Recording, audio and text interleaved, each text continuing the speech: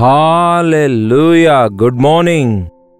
ಮತ್ತೊಂದು ಶ್ರೇಷ್ಠವಾದ ದಿನ ಇದು, ಕರ್ತನ ದಿನ ಇದು, ಭಾನುವಾರವಾಗಿದೆ. ಕರ್ತನ ಸನ್ನಿಧಿಗೆ ಹೋಗಿ ಆತನನ್ನು ಆರಾಧಿಸುವುದಕ್ಕಾಗಿ ನಮ್ಮನ್ನು ನಾವು ಸಿದ್ಧಪಡಿಸಿಕೊಳ್ಳೋಣ. ಒಂದು ಚಿಕ್ಕ ವಾಕ್ಯ ಸಂದೇಶವನ್ನು ನಿಮಗೋಸ್ಕರ ಸಿದ್ಧ ಮಾಡಿಟ್ಟಿದ್ದೇನೆ. ಬನ್ನಿರಿ, ನಾವೆಲ್ಲರೂ ಸೇರಿ ವಾಕ್ಯವನ್ನು ಧ್ಯಾನಿಸೋಣ. ಪರಿಶುದ್ಧ ದೇವರೇ, ನಿಮಗೆ ವಂದನೆಗಳು. 6 ದಿನ ಕೆಲಸ ಮಾಡಲು ಹೇಳಿ 7ನೆಯ ದಿನದಂದು ಸಬ್ಬತ್ ದಿನವಾಗಿ ನನ್ನನ್ನು ಆರಾಧಿಸುವುದಕ್ಕಾಗಿ, ನನ್ನ ಸನ್ನಿಧಿಗೆ ಬರುವುದಕ್ಕಾಗಿ ಪ್ರತಿಷ್ಠಿತ ದಿನವೆಂದು ಪರಿಗಣಿಸಿರಿ ಎಂಬುದಾಗಿ ನೀವು ಹೇಳಿದ ಪ್ರಕಾರವೇ ನಿಮ್ಮ ಆಲಯಕ್ಕೆ ಹೋಗಿ ಎಲ್ಲ ದೇವಜನರೊಂದಿಗೆ ಸೇರಿ ನಿಮ್ಮನ್ನು ಆರಾಧಿಸುವ ಅವಕಾಶ ನಮಗಿರುವುದರಿಂದ ನಿಮ್ಮನ್ನು ವಂದಿಸುತ್ತೇವೆ. ಆದರೆ ಎಷ್ಟೋ ಜನರಿಗೆ ಈ ಅವಕಾಶವಿಲ್ಲ. ಆಲಯ ಹೊಂದಿಕೊಂಡಿರುವಂತಹ ನಾವು ಮತ್ತಷ್ಟು ಕೃತಜ್ಞತೆಯುಳ್ಳವರಾಗಿರುವಂತೆ ಸಹಾಯ ಮಾಡಿರೆಂದು ಕ್ರಿಸ್ತನ ನಾಮದಲ್ಲಿ ಬೇಡುತ್ತೇನೆ ತಂದೆಯೇ, ಆಮೇನ್. ದೇವರಿಗೆ ಸ್ತೋತ್ರ. ನೀವು ಆಲಯಕ್ಕೆ ಹೋಗ್ತಾ ಇದ್ದೀರಾ? ನೀವಿರುವ ಪ್ರಾಂತ್ಯಗಳಲ್ಲಿ ದೇವರ ಆಲಯ ಇವೆಯಾ? ಈ ದಿನಗಳಲ್ಲಿ ಕೆಲವೊಂದು ಸ್ಥಳಗಳಲ್ಲಿ ಆಲಯಗಳು ಮುಚ್ಚಿ ಹಾಕಲಾಗ್ತಿವೆ. ಆಲಯದ ಕಟ್ಟಡ ಇದ್ದಾಗಿಯೂ ಆರಾಧಿಸುವವರು ಇಲ್ಲ, ಸೇವಕರು ಇಲ್ಲ. ಕೆಲವೊಂದು ನಮ್ಮ ಕನ್ನಡಿಗರಿಗೆ, ಆಯಾ ದೇಶಗಳಲ್ಲಿ ಆಯಾ ಪ್ರಾಂತ್ಯಗಳಲ್ಲಿರುವವರಿಗೆ ನಮ್ಮ ಭಾಷೆಯಲ್ಲಿ ಆರಾಧನೆ ಮಾಡುವ ಭಾಗ್ಯ ಇಲ್ಲ. ಅಷ್ಟು ಮಾತ್ರವಲ್ಲ, ಕೆಲವೊಂದು ರಾಜ್ಯಗಳಲ್ಲಿ ಚರ್ಚಸ್ಗಳು 10, 20, 30 ಕಿಲೋಮೀಟರ್ ಅಷ್ಟು ದೂರದಲ್ಲಿಯೂ ಸಿಗಲ್ಲ ಎಂಬುದಾಗಿ ಹೇಳುವವರು ಅನೇಕರಿದ್ದಾರೆ. ದೇವರ ಆಲಯವನ್ನು ನಾವು ಪ್ರೀತಿಸೋಣ.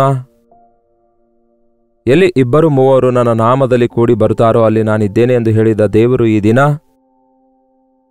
ಕಟ್ಟಲ್ಪಟ್ಟ ಆಲಯ ಇಲ್ಲದಿದ್ದರೂ ಕೂಡ ಕರ್ತನ ನಾಮದಲ್ಲಿ ಕೂಡಿ ಬರುವಂತಹ ಶಾಮಿಯಾನದಲ್ಲಿಯೂ, ಚಪ್ರದಲ್ಲಿಯೂ, ಗುಡಿಸಿಲಿನಲ್ಲಿಯೂ, ಆಸ್ಪೆಸ್ಟರ್ಸ್ ಶೀಟ್ ಶೆಡ್ನಲ್ಲಿಯೂ, ರೆಂಟೆಡ್ ಹಾಲ್ಸ್ನಲ್ಲಿ ದೇವರ ನಾಮದಲ್ಲಿ ಜನರು ಕೂಡಿ ಬರುತ್ತಾ ಇರುವಾಗ ದೇವರ ಸನ್ನಿಧಿಯನ್ನು ಅಲ್ಲಿ ನಾವು ಕಾಣಬಹುದು. ನಾವೇ ಆತನ ಆಲಯ. ದೇವರ ನಾಮದಲ್ಲಿ ಸೇರಿ ಬಂದು ದೇವರನ್ನು ಆರಾಧಿಸುವುದು ಎಷ್ಟೋ ಅವಶ್ಯಕವಾಗಿದೆ. ಯಾಕೆಂದರೆ ಆತನ ನಾಮದಲ್ಲಿ ನಾವು ಅಲ್ಲಿ ಕೂಡಿ ಬರುವಾಗ ಆತನು ಅಲ್ಲಿರುವುದರಿಂದ ನಮ್ಮನ್ನು ಆಶೀರ್ವದಿಸುತ್ತಾರೆ. ಕೀರ್ತನೆ 20ನೇ ಅಧ್ಯಾಯದಲ್ಲಿ ವಚನ 1ರಿಂದ ವಾಕ್ಯ ಹೇಳ್ತದೆ, ಇಕ್ಕಟ್ಟಿನಲ್ಲಿ ಯೆಹೋವನು ನಿನ್ನ ಪ್ರಾರ್ಥನೆಯನ್ನು ಕೇಳಲಿ, ಯಾಕೋಬ ದೇವರ ನಾಮವು ನಿನ್ನನ್ನು ಉದ್ಧಾರ ಮಾಡಲಿ, ತನ್ನ ಪರಿಶುದ್ಧ ನಿವಾಸದಿಂದ ನಿನಗೆ ಸಹಾಯ ಮಾಡಲಿ, ಚಿಯೋನಿನಿಂದ ನಿನಗೆ ಆಧಾರ ದಯಪಾಲಿಸಲಿ. ನಾವು ಆಪತ್ಕಾಲದಲ್ಲಿರುವಾಗ, ಮಳೆ ಸುರಿಯದೇ ಇರುವಾಗ, ಬರಗಾಲ ಬರುವಾಗ, ರೋಗ ಬರುವಾಗ, ಉಪದ್ರವ ಉಂಟಾಗುವಾಗ, ಸಮಸ್ಯೆಗಳು ಎದುರಾಗುವಾಗ, ಆತನ ಆಲಯದಲ್ಲಿ ಆತನ ನಾಮದಲ್ಲಿ ಕೂಡಿ ಬರುವಾಗ, ಆತನಿಂದ ಹೆಸರುಗೊಂಡ ಆತನ ಪ್ರಜೆಗಳು ಪ್ರಾರ್ಥಿಸುವುದಾದರೆ ದೇವರು ಅದ್ಭುತವಾದ ಉತ್ತರ ಕೊಡುತ್ತೇನೆಂದು ಹೇಳುತ್ತಾರೆ. ಸೊಲೊಮೋನನು ಆಲಯವನ್ನು ಕಟ್ಟಿಸಿದಾಗ ಆ ಆಲಯದಲ್ಲಿ ಅವನು ಮಾಡಿದ ಪ್ರಾರ್ಥನೆವೇನೆಂದರೆ, ದೇವರೇ, ಯಾವತ್ತೇ ಆಗಲಿ ಈ ಜನರು ನಿನ್ನನ್ನು ತಮ್ಮ ವಿಪತ್ತಿನಲ್ಲಿ, ತಮ್ಮ ಉಪದ್ರವದಲ್ಲಿ, ಯುದ್ಧಗಳಲ್ಲಿ, ಶ್ರಮೆಗಳಲ್ಲಿ ಈ ಆಲಯದೊಳಗೆ ಬಂದು ನೀನು ಪ್ರಾರ್ಥನೆ ಮಾಡುವುದಾದರೆ ಅವರ ಪ್ರಾರ್ಥನೆಗೆ ಉತ್ತರ ಕೊಡು ಎಂಬುದಾಗಿ ಪ್ರಾರ್ಥನೆಯಲ್ಲಿ ಅವನ ನಂಬಿಕೆ ಇತ್ತು. ಈ ದಿನ ನಾವು ದೇವರ ನಾಮದಲ್ಲಿ ನಾವು ಕೂಡಿ ಬರುವಂತಹ ಸ್ಥಳಗಳಲ್ಲಿ ನಮ್ಮ ಮೊರೆಯನ್ನು ಕೇಳಲು, ನಮಗೆ ಉತ್ತರ ಕೊಡಲು ದೇವರು ಸಿದ್ಧವಾಗಿದ್ದಾರೆ. ಆತನು ತನ್ನ ಪರಿಶುದ್ಧ ನಿವಾಸದಿಂದ ನಮಗೆ ಸಹಾಯ ಮಾಡುತ್ತಾನೆ. ನೋಡಿ ಪ್ರಿಯರೇ, ನಾವು ಏನಾದರೂ ಒಂದು ಕೊಂಡುಕೊಳ್ಳಬೇಕಾದ್ರೆ ಒಂದು ಅಡ್ರೆಸ್ ಇರಬೇಕು. ನಮಗಿರುವಂತಹ ಕೋಟದ ಮೇರೆಗೆ ರೇಷನ್ ತಂದುಕೊಳ್ಳುವುದಕ್ಕಾಗಿ ರೇಷನ್ ಅಂಗಡಿಗೆ ಹೋಗುತ್ತೇವೆ. ಹಾಗೆ ನಮ್ಮ ಹೆಸರಲ್ಲಿ ಬಂದಿರುವ ಪೋಸ್ಟ್ ತೆಗೆದುಕೊಳ್ಳುವುದಕ್ಕಾಗಿ ಪೋಸ್ಟ್ ಆಫೀಸ್ಗೆ ಹೋಗ್ತೇವೆ. ಬ್ಯಾಂಕ್ ಟ್ರಾನ್ಸಾಕ್ಷನ್ಸ್ಗೋಸ್ಕರ ಬ್ಯಾಂಕಿಗೆ ಹೋಗ್ತೇವೆ. ಈ ರೀತಿ ಹೇಳೋದು ಬಹುಶಃ ಕೆಲವರಿಗೆ ವರ್ತಿಸದೇ ಇರಬಹುದೇನೋ. ಎಲ್ಲವೂ ಈ ದಿನ ಆನ್ಲೈನ್ನಲ್ಲಿ ಆಗ್ತಿವೆ ಅಲ್ಲವೇ? ನಾವು ಹೋಗುವ ಅವಶ್ಯಕತೆಯೇ ಇರ್ತಾ ಇಲ್ವಲ್ಲ. ಈ ದಿನ ಅದೇ ಪದ್ಧತಿ ಇದೆ. ಆನ್ಲೈನ್ನಲ್ಲಿ ನಾವು ದೇವರನ್ನು ಆರಾಧಿಸ್ತಿದ್ದೇವೆ ಅಲ್ಲವೇ? ಆಲಯಕ್ಕೆ ಹೋಗೋದಿದ್ರೆ ಏನಾಗುತ್ತೆ? ನಾವು ನಮ್ಮ ಮನೆಯಲ್ಲಿದ್ದುಕೊಂಡೇ ಆರಾಧನೆಯಲ್ಲಿ ಪಾಲ್ಗೊಳ್ತೇವೆ ಎಂದು ಹೇಳುವವರು ಹೆಚ್ಚಾಗ್ಬಿಟ್ಟಿದ್ದಾರೆ. ಆದರೆ ಫಿಸಿಕಲ್ ಆಗಿ ಅಂದರೆ ನಾವು ಸ್ವತಃ ನಮ್ಮಷ್ಟಕ್ಕೆ ನಾವು ದೇವ ಜನರೊಂದಿಗೆ ಇರುವಾಗ ಅದರ ಅನುಭವವೇ ಬೇರೆ. ನೀವೆಲ್ಲೋ ನಡೆಯುವ ಆರಾಧನೆಯನ್ನು ಆನ್ಲೈನ್ನಲ್ಲಿ ನೋಡುವ ಅನುಭವವೇ ಬೇರೆ. ಅದರಲ್ಲಿಯೂ ದೇವರ ಕಾರ್ಯಗಳು ನಡೆಯುತ್ತವೆ, ದೇವರ ಆತ್ಮನು ಕಾರ್ಯ ಮಾಡುತ್ತಾನೆ. ಆದರೆ if you don't have a opportunities then it's okay, but the doors are open for you. ಆಲಯಕ್ಕೆ ಹೋಗಲು ನಿಮಗೆ ಆಹ್ವಾನ ಇರುವಾಗ, ಅವಕಾಶ ಇರುವಾಗ ಅಲ್ಲಿಗೆ ಹೋಗಲಾರದಂತೆ ಸೋಮಾರಿಗಳಾಗಿ ಉಳ್ಕೊಳ್ಳುವುದರಿಂದ ಪ್ರಯೋಜನವಿಲ್ಲ. ಯಾಕೆಂದರೆ ದೇವರ ಆಲಯಕ್ಕೆ ಹೋಗುವಾಗ ದೊಡ್ಡ ಅನುಭವವನ್ನು ಹೊಂದಿಕೊಳ್ತೇವೆ. ಎಸಿಯಲ್ಲಿ ಕೂತ್ಕೊಂಡ್ರೆ ಹೇಗಿರುತ್ತೆ ಅಂತ ಗಂಟೆಗಳವರೆಗೂ ವಿವರಿಸುವುದಕ್ಕಿಂತ ಎಸಿಯಲ್ಲಿ ಒಂದು 10 ನಿಮಿಷ ಕೂತ್ಕೊಂಡ್ರೆ ಅದರ ಅನುಭವವೇ ಬಹಳ ವಿಚಿತ್ರವಾಗಿರುತ್ತೆ. ಒಂದು ಹಣ್ಣನ್ನು ತೆಗೆದುಕೊಂಡು ಈ ಆರೆಂಜ್ ಹಣ್ಣು ಬಹಳ ರುಚಿಕರವಾಗಿದೆ, ಬಹಳ ಹುಳಿಯಾಗಿ ಸಿಹಿಯಾಗಿದೆ ಎಂದು ಎಷ್ಟು ಸಾರಿ ಹೇಳಿದ್ರೂ ಸಹ ಅದರ ರುಚಿ ಗೊತ್ತಾಗಲ್ಲ. ಆದರೆ ಅದನ್ನು ನಿಮ್ಮ ಬಾಯಲ್ಲಿಟ್ಕೊಂಡು ತಿನ್ನುವಾಗಲೇ ಅದರ ರುಚಿ ನಿಮಗೆ ಗೊತ್ತಾಗುತ್ತೆ. ಯೆಹೋವನು ಎಷ್ಟು ಸರ್ವೋತ್ತಮನೆಂದು ರುಚಿ ನೋಡಿ ತಿಳಿದುಕೊಳ್ಳಿರಿ ಎಂಬುದಾಗಿ ವಾಕ್ಯ ಹೇಳ್ತದೆ. ಮೆನಿ ಟೈಮ್ಸ್ ದೇವರ ಸನ್ನಿಧಿಯಲ್ಲಿ ಅನೇಕ ಸಾರಿ ನಾವು ಹೇಳ್ತಿರುತ್ತೇವೆ, ಅನೇಕ ಸಾರಿ ಮೈ ಜುಮ್ಮನ್ನುವುದು, ಮೈ ಮೇಲಿನ ಕೂದಲು ಎದ್ದು ನಿಲ್ಲುವುದು, ಕೃತಜ್ಞತೆಯಿಂದ ಸ್ತುತಿಯಿಂದ ನನ್ನ ಕಣ್ಣೀರನ್ನು ಸುರಿಸುವಂಥದ್ದು, ಅಂತಹ ಅನುಭವಗಳು ಎಷ್ಟೋ ಉಂಟಾಗ್ತವೆ ಪ್ರಿಯರೇ. ಯಾಕೆಂದರೆ ಪರಿಶುದ್ಧಾತ್ಮನ ಸಂಚಾರವು ನಮ್ಮ ಮಧ್ಯದಲ್ಲಿರುವುದರಿಂದ. ಅಷ್ಟು ಮಾತ್ರವಲ್ಲ, ಆತನ ಸನ್ನಿಧಿಗೆ ಹೋಗುವಾಗ ಆತನು ಸಹಾಯ ಮಾಡುತ್ತಾನೆ, ಆತನು ಆಶೀರ್ವದಿಸುತ್ತಾನೆ. 4ನೇ ವಚನ ಹೇಳುತ್ತೆ, ಆತನು ನಿನ್ನ ಇಷ್ಟಾರ್ಥವನ್ನು ನೆರವೇರಿಸಲಿ, ನಿನ್ನ ಎಲ್ಲಾ ಸಂಕಲ್ಪಗಳನ್ನು ಸಫಲ ಮಾಡಲಿ. ಅಂದರೆ ನಿಮ್ಮ ಕೋರಿಕೆಗಳನ್ನು ನೆರವೇರಿಸುತ್ತಾನೆ. ಅಂದರೆ ಒಂದು ಕೋರಿಕೆಯೊಂದಿಗೆ ದೇವರ ಸನ್ನಿಧಿಗೆ ನಾವು ಹೋಗುವಾಗ ಆತನು ಅದನ್ನು ಖಂಡಿತವಾಗಿಯೂ ನೆರವೇರಿಸ್ತಾರೆ. ನಮ್ಮ ಸಂಕಲ್ಪಗಳನ್ನು ಯಾವತ್ತಿಗೂ ಸಫಲಗೊಳಿಸುತ್ತಾರೆ. ಹನ್ನಳು ಒಂದು ಕೋರಿಕೆಯೊಂದಿಗೆ ದೇವರ ಆಲಯಕ್ಕೆ ಹೋಗುತ್ತಾಳೆ. ನನಗೆ ಗರ್ಭಫಲ ಬೇಕು, ಒಬ್ಬ ಮಗನು ಬೇಕು ಅನ್ನುತ್ತಾಳೆ. ದೇವರು ಆಕೆಯ ಕೋರಿಕೆಯನ್ನು ಮನ್ನಿಸಿ ಒಂದು ಮಗುವನ್ನು ಅನುಗ್ರಹಿಸ್ತಾರೆ. ಎಷ್ಟೋ ಕಾರ್ಯಗಳು ಎಷ್ಟೋ ವಿಧದಲ್ಲಿ ನಡೆಯುವುದನ್ನು ನಾವು ನೋಡ್ತೇವೆ. ನೋಡಿ, ದೇವರ ಆಲಯಕ್ಕೆ ನಾವು ಬರಿಗೈಯಿಂದ ಹೋಗುವಾಗ, ಅಂದರೆ ಆಲಯಕ್ಕೆ ಹೋಗುವಾಗ ಬರಿಗೈಯಿಂದ ಹೋಗಬೇಡ್ರಿ, ಚಿಲ್ಲರೆ ಕಾಣಿಕೆ ಆದರೂ ತಕ್ಕೊಂಡು ಹೋಗ್ರಿ ಎಂದು ಹೇಳುವವರಿದ್ದಾರೆ. ಆದರೆ ನಿಮ್ಮ ಕೈಯಲ್ಲಿ ಎಷ್ಟು ದುಡ್ಡಿದೆ ಎಂದು ನೋಡುವಾತನಲ್ಲ ದೇವರು, ಇಲ್ಲವೇ ನಿಮ್ಮ ಜೇಬಲ್ಲಿರುವ ನಿಮ್ಮ ಕಾಣಿಕೆ ಎಷ್ಟು ಹೆಚ್ಚಾಗಿದೆ ಎಂದು ಕೂಡ ನೋಡುವಾತನೂ ಅಲ್ಲ. ಆದರೆ ನಿಮ್ಮ ಹೃದಯ ಆತನು ನೋಡುತ್ತಾ ಇರೋದ್ರಿಂದ, ನಿಮ್ಮ ಹೃದಯದ ಅವಶ್ಯಕತೆ ದೇವರು ಅರಿತುಕೊಂಡಿರುವುದರಿಂದ ನೀವು ಆಲಯಕ್ಕೆ ಹೋಗುವಾಗ, ದೇವರೇ ಈ ಸಮಸ್ಯೆಯಿಂದ ನನಗೆ ಬಿಡುಗಡೆ ಕೊಡಿರಿ, ಹಾಗೂ ಈ ವಿಷಯದಲ್ಲಿ ನನಗೆ ಜಯವನ್ನು ಅನುಗ್ರಹಿಸಿರಿ, ಈ ಅವಶ್ಯಕತೆಯನ್ನು ಒದಗಿಸಿಕೊಡಿರಿ, ಈ ಸಮಸ್ಯೆಗೆ ಪರಿಷ್ಕಾರ ದೊರಕಿಸಿಕೊಡಿರಿ, ಈ ದಿನ ಈ ಬಲಹೀನತೆಯಿಂದ ನನಗೆ ಬಿಡುಗಡೆಯನ್ನು ಕೊಡಿರಿ, ಈ ಅನಾರೋಗ್ಯದಿಂದ ನನಗೆ ಸ್ವಸ್ಥ ಮಾಡಿರಿ ಎಂಬ ಕೋರಿಕೆಯಿಂದ ನೀವು ಆಲಯಕ್ಕೆ ಹೋಗುವುದಾದರೆ, ನೀವು ಆಲಯದಿಂದ ತಿರುಗಿ ಹೋಗೋಷ್ಟೊತ್ತಿಗೆ ಆತನ ಸ್ವಸ್ಥತೆಯ ಹಸ್ತ ನಿಮ್ಮನ್ನು ಮುಟ್ಟುತ್ತದೆ. ಆತನ ಪ್ರಸನ್ನತೆ ನೀವು ಅನುಭವಿಸುತ್ತೀರಿ, ಅದನ್ನು ರುಚಿ ನೋಡಿ ತಿಳ್ಕೊಳ್ತೀರಿ. ಬಹಳಷ್ಟು ಸಾರಿ ನನ್ನ ಜೀವಿತದಲ್ಲಿ ಭಾನುವಾರದಂದು ಅನಾರೋಗ್ಯ ಪರಿಸ್ಥಿತಿ ಬಂದಿದ್ದಾಗಿಯೂ ಆ ಬಲಹೀನತೆಯೊಂದಿಗೆ ಆ ಪುಲ್ಪಿಟನ್ನು ಹತ್ತಿದಾಗ ಜಾಸ್ತಿ ಹೊತ್ತು ನಿಂತ್ಕೊಳ್ಳಲಿಕ್ಕಾಗುವುದಿಲ್ಲವೇನೋ, ಪೂರ್ತಿಯಾಗಿ ದೇವರ ವಾಕ್ಯ ಸಂದೇಶ ಸಾರ್ಲಿಕ್ಕಾಗುವುದಿಲ್ಲವೇನೋ ಎಂಬ ಸಂದಿಗ್ಧತೆಯೊಂದಿಗೆ, ಬಲಹೀನತೆಯೊಂದಿಗೆ ನಿಂತುಕೊಂಡಿದ್ದಾಗಿಯೂ ಅಲ್ಲಿ ನಿಂತವನಾಗಿ ದೇವರ ವಾಕ್ಯವನ್ನು ಬೋಧಿಸುತ್ತಿರುವಾಗಲೇ ನನ್ನೊಳಗಡೆ ಸ್ವಸ್ಥತೆಯ ಕಾರ್ಯ ನಡೆಯುತ್ತೆ. ಆಮೇಲೆ ಅನ್ನೋದ್ರೊಳಗಾಗಿಯೇ ಎಲ್ಲರಿಗಿಂತಲೂ ಮೊದಲು ನಾನು ಸ್ವಸ್ಥಪಟ್ಟು ಬಲಗೊಂಡವನಾಗಿ ಬಲಪಡಿಸಲ್ಪಟ್ಟಿರುವ ಎಷ್ಟೋ ಅನುಭವ ನನ್ನ ಜೀವಿತದಲ್ಲಿ ಅನುಭವ ರೀತಿಯಲ್ಲಿ ನಾನು ಅನುಭವಿಸಿದ್ದೇನೆ. ಆಲಯಕ್ಕೆ ನಮ್ಮ ಕೋರಿಕೆಗಳೊಂದಿಗೆ ಹೋಗೋಣ. ಆಲಯದಲ್ಲಿ ನಮ್ಮ ಕೋರಿಕೆಗಳನ್ನೆಲ್ಲ ದೇವರು ನೆರವೇರಿಸುತ್ತಾರೆ. ನಮ್ಮ ಹೃದಯದ ಇಷ್ಟಾರ್ಥ ನೆರವೇರಿಸುತ್ತಾರೆ. ನಮ್ಮ ಸಮಸ್ಯೆಗಳಿಗೆ ಪರಿಷ್ಕಾರ ಕೊಡುತ್ತಾರೆ. ನಮ್ಮ ದೇವರ ಹೆಸರಿನಲ್ಲಿ ಧ್ವಜ ಎತ್ತುವೆವು, ಯೆಹೋವನು ನಿನ್ನ ಎಲ್ಲಾ ವಿಜ್ಞಾಪನೆಗಳನ್ನು ನೆರವೇರಿಸಲಿ. ಆಲಯಕ್ಕೆ ಹೋಗೋದು ನಾವೇನೋ ಹಾಡು ಹಾಡಿ ವಾಕ್ಯ ಕೇಳುವುದಕ್ಕಾಗಿ ಅಲ್ಲ, ನಾವು ಹೋಗಿ ಪ್ರಾರ್ಥನೆ ಮಾಡಬೇಕು. ಇಬ್ಬರು ಸೇರಿ ಒಂದೇ ಮನಸ್ಸಿನಿಂದ ಯಾವುದನ್ನು ಬಂಧಿಸುತ್ತಾರೋ ಅದು ಬಂಧಿಸಲ್ಪಡುತ್ತದೆ ಎಂದಿರುವಾಗ ಇಬ್ಬಿಬ್ಬರಾಗಿ ಸಭೆಯವರೆಲ್ಲ ಸೇರಿ ಪ್ರಾರ್ಥಿಸಿದಾಗ ಎಷ್ಟು ದೊಡ್ಡ ಕಾರ್ಯ ಆದಿಸಭೆಯಲ್ಲಿ ನಡೆದವೆಂದು ಗೊತ್ತಿದೆಯಲ್ಲವೇ? ಸಭೆಯು ಅತ್ಯಾಸಕ್ತಿಯಿಂದ ಪ್ರಾರ್ಥನೆ ಮಾಡಿದಾಗ ಬಂಧಿಸಲ್ಪಟ್ಟ ಪೇತ್ರನು ಬಿಡುಗಡೆ ಹೊಂದುತ್ತಾನೆ. ದೇವರು ತನ್ನ ದೂತನನ್ನು ಕಳಿಸಿ ಅವನನ್ನು ಬಿಡಿಸುತ್ತಾರೆ. ಈ ದಿನಕ್ಕೂ ಕೂಡ ಸೈತಾನನ ಬಂಧನದಲ್ಲಿ ಎಷ್ಟೋ ಜನ ನರಳಾಡ್ತಿದ್ದಾರೆ, ಎಷ್ಟೋ ಜನ ವೇದನೆಯಲ್ಲಿದ್ದಾರೆ, ಎಷ್ಟೋ ಜನ ಸಮಸ್ಯೆಗಳಲ್ಲಿದ್ದಾರೆ. ಅಂಥವರನ್ನು ಪಾಪ ಬಂಧನದಿಂದ, ಡ್ರಗ್ ಅಡಿಕ್ಷನ್ನಿಂದ, ಮದ್ಯಪಾನದಿಂದ, ಎಲ್ಲಾ ವಿಷಯಗಳಿಗೆ ಅಡಿಕ್ಟ್ ಆಗ್ಬಿಟ್ಟಿದ್ದಾರೆ ಈ ದಿನ ಜನ. ಹಿರಿಯರು ಚಿಕ್ಕವರು ಕೂಡ, ದೇವರ ಮಕ್ಕಳೆನಿಸಿಕೊಳ್ಳುವವರು ಕೂಡ. ದೇವರ ಸನ್ನಿಧಿಗೆ ಹೋಗುವಾಗ ನಮಗೆ ಬಿಡುಗಡೆ ದೊರಕುತ್ತದೆ, ಅವುಗಳ ಮೇಲೆ ಅಸಹ್ಯ ಉಂಟಾಗ್ತದೆ. ದೇವರ ಶಕ್ತಿಯನ್ನು ನಾವು ಹೊಂದಿಕೊಳ್ಳುವಾಗ ನಮ್ಮೊಳಗಿರುವ ಬಲಹೀನತೆಯಿಂದ ನಾವು ಬಿಡಿಸಲ್ಪಡ್ತೇವೆ. ಆತನು ನಮ್ಮ ಪ್ರಾರ್ಥನೆಗಳನ್ನೆಲ್ಲ ನೆರವೇರಿಸುತ್ತಾನೆ. 7ನೇ ವಚನ ಹೇಳ್ತದೆ, ಕೆಲವರು ರಥಬಲದಲ್ಲಿಯೂ ಕೆಲವರು ಅಶ್ವಬಲದಲ್ಲಿಯೂ ಹೆಚ್ಚಳ ಪಡುತ್ತಾರೆ. ನಾವಾದರೋ ನಮ್ಮ ದೇವರಾದ ಯೆಹೋವನಲ್ಲಿಯೇ ಹೆಚ್ಚಳ ಪಡುತ್ತೇವೆ, ಇಲ್ಲವೇ ಅತಿಶಯ ಪಡುತ್ತೇವೆ. ದೇವರ ಆಲಯಕ್ಕೆ ಹೋಗುವಾಗ ನಾವು ಎಂತಹ ದೊಡ್ಡ ದೊಡ್ಡ ಕಾರ್ಯಗಳು ದೇವರು ನಮಗೆ ಮಾಡಿದ್ದಾರೆ ಎನ್ನುವುದು ಸಾಕ್ಷಿ ಕೊಡುವುದನ್ನು ಕಲಿತುಕೊಳ್ಳಬೇಕು. ನಾವು ಹೊಸ ಕಾರು ಕೊಂಡ್ಕೊಂಡಿದ್ದೇವೆ, ನಾವು ಹೊಸ ಮನೆ ಕಟ್ಟಿಕೊಂಡಿದ್ದೇವೆ, ನಾವು ಹೊಸ ಬಟ್ಟೆ ಕೊಂಡ್ಕೊಂಡಿದ್ದೇವೆ ಎಂದು ದೊಡ್ಡದಾಗಿ ಹೇಳ್ಕೊಳ್ತಾರೆ. ಆದರೆ ಕೆಲವರು ಅಶ್ವಬಲದ ಕುರಿತು, ಕೆಲವರು ರಥಗಳ ಕುರಿತು, ಅಂದರೆ ಕಾರುಗಳ ಕುರಿತು, ವಸ್ತ್ರಗಳ ಕುರಿತು, ಮನೆಗಳ ಕುರಿತು, ತಾವು ಸಾಧಿಸಿರುವ ಕಾರ್ಯಗಳ ಕುರಿತು ಹೆಚ್ಚಳ ಪಡುತ್ತಾರೆ. ಆದರೆ ನಿಜವಾಗ್ಲೂ ನಾವು ಹೆಚ್ಚಳ ಪಡಬೇಕಾದದೆಲ್ಲಿ? ನಾವಾದರೂ ನಮ್ಮ ದೇವರಾದ ಯೆಹೋವನ ನಾಮದಲ್ಲಿಯೇ ಅತಿಶಯ ಪಡೋಣ. ಆತನ ನಾಮದಲ್ಲಿ ನನಗೆ ಮೇಲುಂಟಾಯಿತು, ಈ ಸ್ವಸ್ಥತೆಯುಂಟಾಯಿತು, ಈ ಅದ್ಭುತ ಉಂಟಾಯಿತು, ಈ ಅವಶ್ಯಕತೆ ತೀರಿತು. ಅವೆಷ್ಟೆಂದು ಎಂದಾದರೂ ಲೆಕ್ಕಿಸಿದ್ದೀರಾ? ಗತಕಾಲದಲ್ಲಿ ದೇವರು ಮಾಡಿರುವ ಕಾರ್ಯಗಳನ್ನು ನಾನು ಜ್ಞಾಪಕ ಮಾಡಿಕೊಳ್ಳುವುದಾದರೆ ನನ್ನ ಹೃದಯ ಎಷ್ಟೋ ಕೃತಜ್ಞತೆಯಿಂದ ತುಂಬುತ್ತದೆ.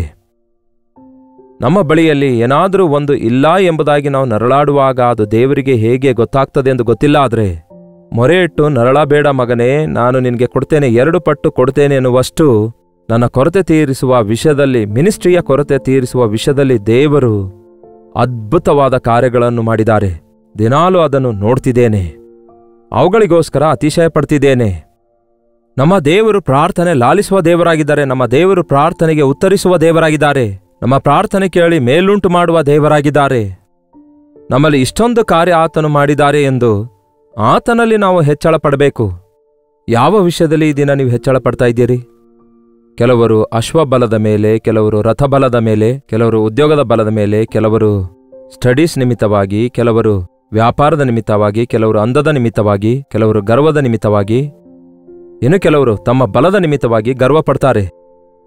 ಆದರೆ ನಾವಾದರೂ ನಮ್ಮ ದೇವರು ಎಷ್ಟು ದೊಡ್ಡ ದೇವರಾಗಿದ್ದಾರೆಂದು, ಎಷ್ಟೊಂದು ನಮ್ಮನ್ನು ಆಶೀರ್ವದಿಸಿದ್ದಾರೆ ಎಂಬುದಾಗಿ ಪ್ರತಿ ಭಾನುವಾರದಂದು ದೇವರ ಆಲಯದೊಳಗೆ ಹೋಗುವಾಗ ಕಳೆದ ವಾರದಲ್ಲಿ ದೇವರು ಮಾಡಿರುವ ಮೇಲುಗಳು, ಕಳೆದ ವಾರದಲ್ಲಿ ದೇವರು ಮಾಡಿರುವ ಉಪಕಾರಗಳು ಲೆಕ್ಕಿಸುವುದಾದರೆ ಆತನಲ್ಲಿ ಅತಿಶಯಿಸುವುದಕ್ಕಾಗಿ, ಆ ಸಾಕ್ಷಿಯನ್ನು ನಮ್ಮ ಸುತ್ತಲೂ ಇರುವವರಿಗೆ ಹಂಚಿಕೊಳ್ಳುವುದಕ್ಕಾಗಿ, ಸಭೆಯಲ್ಲಿ ದೇವರು ಮಾಡುತ್ತಿರುವ ಮೇಲುಗಳನ್ನು, ಸಭೆಯಲ್ಲಿ ಸೇವೆಯ ವಿಷಯದಲ್ಲಿ ದೇವರು ಮಾಡುತ್ತಿರುವಂತಹ ಕಾರ್ಯಗಳಿಗಾಗಿ ಎಲ್ಲರೂ ಐಕ್ಯವಾಗಿ ದೇವರನ್ನು ಸ್ತುತಿಸಿ ಆತನನ್ನು ಕೊಂಡಾಡುವುದು ಎಷ್ಟೋ ಅವಶ್ಯಕವಾಗಿದೆ. ಪ್ರಿಯರೇ,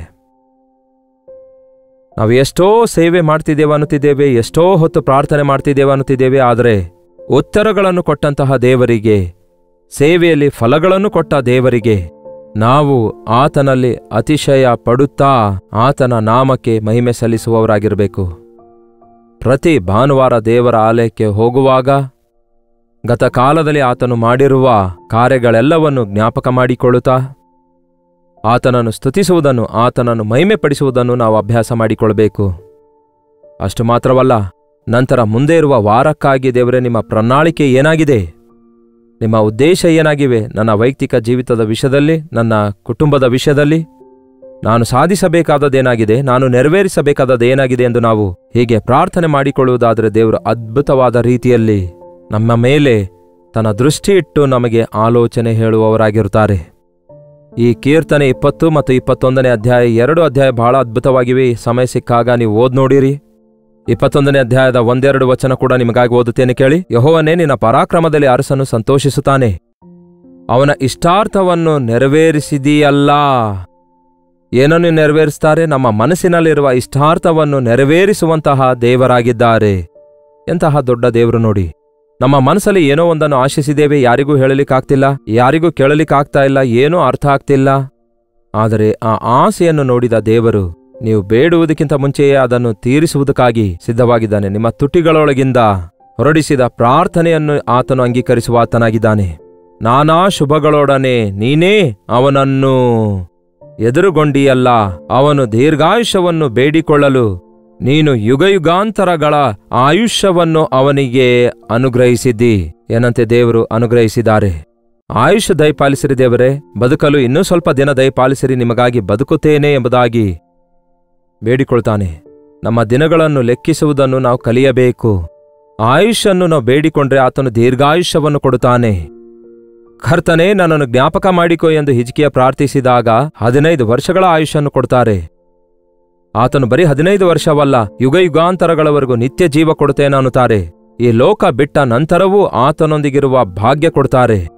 ಪರಲೋಕದಲ್ಲಿ ಯುಗಯುಗಗಳವರೆಗೂ ತಲತಲಾಂತರಗಳವರೆಗೂ ಆತನನ್ನು ಆರಾಧಿಸುವ ಭಾಗ್ಯ ಕೊಡ್ತಾರೆ. ಅದನ್ನು ಹೊಂದಿಕೊಳ್ಳುವುದಕ್ಕಾಗಿ ನಾವೆಲ್ಲರೂ ದೇವರ ಸನ್ನಿಧಿಗೆ ಹೋಗಬೇಕು. ದೇವರ ಸನ್ನಿಧಿಯಲ್ಲಿ ನಮ್ಮ ವಿಜ್ಞಾಪನೆ ತಿಳಿಯಪಡಿಸಬೇಕು. ಬನ್ನಿ ಒಂದು ಚಿಕ್ಕ ಪ್ರಾರ್ಥನೆ ಮಾಡೋಣ. ಪರಿಶುದ್ಧ ದೇವರೇ, ನಿಮಗೆ ವಂದನೆಗಳು. ಮತ್ತೊಂದು ಸಾರಿ ನಿಮ್ಮ ಸನ್ನಿಧಿಗೆ ಬರ್ತಿದ್ದೇವೆ. ನಮ್ಮ ಪ್ರಾರ್ಥನೆ ಕೇಳುವ ದೇವರಾಗಿದ್ದೀರಿ. ನಿಮ್ಮ ಪರಿಶುದ್ಧ ಆಲಯದಿಂದ ಆಶೀರ್ವದಿಸುವ ದೇವರಾಗಿದ್ದೀರಿ. ನಮ್ಮ ಮನಸ್ಸಿನ ಇಷ್ಟಾರ್ಥ ನೆರವೇರಿಸುವ ದೇವರು, ನಮ್ಮ ಹೃದಯದ ತವಕ ಅರಿತ ದೇವರಾಗಿದ್ದೀರಿ. ನಮ್ಮ ಪಕ್ಷದಲ್ಲಿದ್ದುಕೊಂಡು ಅದ್ಭುತ ಕಾರ್ಯ ಮಾಡುವುದಕ್ಕಾಗಿ ಆಶಿಸುವ ದೇವರಾಗಿದ್ದೀರಿ. ಇದನ್ನು ನಂಬಿ ನಿಮ್ಮನ್ನು ಸ್ತುತಿಸ್ತೇವೆ. ಯಾರ್ಯಾರು ಯಾವ್ಯಾವ ಸ್ಥಳದಿಂದ ಈ ವಾಕ್ಯ ಕೇಳ್ತಿದ್ದಾರೋ ಅವರ ಜೀವಿತದಲ್ಲಿ ದೇವರ ಆಲಯಕ್ಕೆ ಹೋಗಿ ಅವರು ದೇವರನ್ನು ಆರಾಧಿಸಿ ಪರಿಪೂರ್ಣ ಆಶೀರ್ವಾದ ಹೊಂದಿಕೊಳ್ಳುವುದಕ್ಕಾಗಿ ಪ್ರತಿಯೊಬ್ಬರಿಗೂ ಸಹಾಯ ಮಾಡಿರಿ ಎಂದು ಕ್ರಿಸ್ತನ ನಾಮದಲ್ಲಿ ಬೇಡುತ್ತೇನೆ ತಂದೆಯೇ, ಆಮೇನ್. ತಂದೆಯಾದ ದೇವರ ಪ್ರೀತಿಯೂ ಮಗನಾಗಿರುವ ಕ್ರಿಸ್ತನ ಕೃಪೆಯೂ ಆದರಣೆಕರ್ತನಾದ ಪವಿತ್ರಾತ್ಮನ ಸಹವಾಸವು ಕೂಡಿ ಬಂದಿರುವ ನಮ್ಮೆಲ್ಲರ ಸಂಗಡ ಇಂದಿಗೂ ಸದಾಕಾಲಕ್ಕೂ ನೆಲೆಯಾಗಿರಲಿ. ಆಮೇನ್. ದೇವರಿಗೆ ಸ್ತೋತ್ರ. ನಿಮ್ಮ ಪ್ರಾರ್ಥನಾ ಮನವಿ 8939731313 ನಂಬರ್ಗೆ, ನೀವು ಇತರ ದೇಶದಿಂದಲೂ ಸಹ ವೀಕ್ಷಿಸುವುದಾದರೆ ಕೊಡಲ್ಪಟ್ಟ ಇದೇ ನಂಬರ್ಗೆ ಒಂದು ಟೆಕ್ಸ್ಟ್ ಆಗಲಿ, ವಾಯ್ಸ್ ಮೆಸೇಜ್ ಆಗಲಿ ವಾಟ್ಸಪ್ ಕಳಿಸಿಕೊಡಿರಿ. ನಿಮಗೋಸ್ಕರ ನಾವು ಪ್ರಾರ್ಥಿಸ್ತೇವೆ. ಕರ್ತನು ನಿಮಗೆ ಅನುಗ್ರಹಿಸಿರುವಂತಹ ಆಲಯಕ್ಕೆ ತಪ್ಪದೆ ಹೋಗಿ ಕರ್ತನನ್ನು ಆರಾಧಿಸಿರಿ. ಲೈವ್ ಆರಾಧನೆಯಲ್ಲಿ ಪಾಲ್ಗೊಳ್ತೇವೆ ಅಂತ ಹೇಳಿ ಬರೀ ಮನೆಯಲ್ಲೇ ಕೂತ್ಕೊಳ್ಬೇಡಿ. ಕರ್ತನ ಆಲಯಕ್ಕೆ ಹೋಗಿ ಕರ್ತನನ್ನು ಆರಾಧಿಸಿರಿ. ಮತ್ತೆ ನಾಳೆ ಇದೇ ಅನುದಿನದ ಧ್ಯಾನ ಎಂಬ ಕಾರ್ಯಕ್ರಮದಲ್ಲಿ ಭೇಟಿಯಾಗೋಣ. ಅಲ್ಲಿವರೆಗೂ ದೇವರ ಮಹಾಕೃಪೆ ನಿಮ್ಮೆಲ್ಲರೊಂದಿಗಿರಲಿ.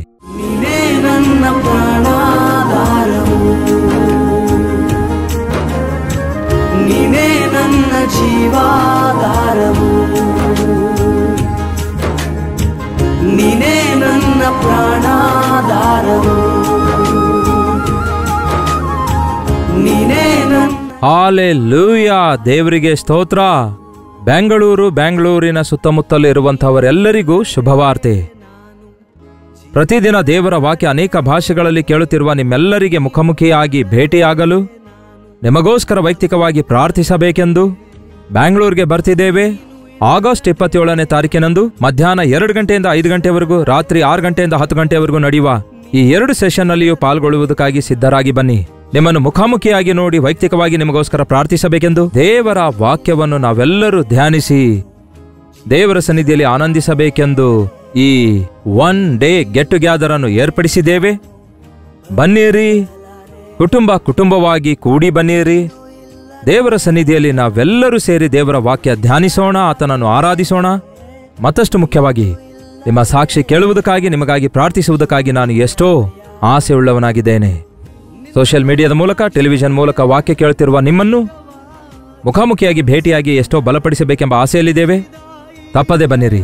ಬ್ಯಾಂಗ್ಳೂರಿನಲ್ಲಿ ಹಡ್ಸನ್ ಕಮ್ಯುನಿಟಿ ಸೆಂಟರ್ನಲ್ಲಿ CSI ಕಾಂಪೌಂಡ್ನಲ್ಲಿ ಈ 1 ಡೇ ಗೆಟ್ ಟುಗ್ಯಾದರ್ ನಡೆಯುತ್ತದೆ. ಹೆಚ್ಚಿನ ವಿವರ ಬೇಕಾಗುವುದಾದರೆ 8939393939 ನಂಬರ್ಗೆ ನೀವು ಕರೆ ಮಾಡಿ, ಇಲ್ಲವೇ ನೀವು ಕಾಣುತ್ತಿರುವ ನಂಬರ್ಗಳಿಗೆ ನೀವು ವಾಟ್ಸಪ್ ಕಳಿಸಿಕೊಡಿರಿ. ಲಿಂಕ್ ನಿಮಗೆ ಕಳಿಸುತ್ತೇವೆ. ತಪ್ಪದೆ ಬರ್ತೀರಲ್ಲವೇ? ನೀನೇ ನನ್ನ ಪ್ರಾಣಾಧಾರವು, ನೀನೇ ನನ್ನ ಜೀವಾಧಾರ.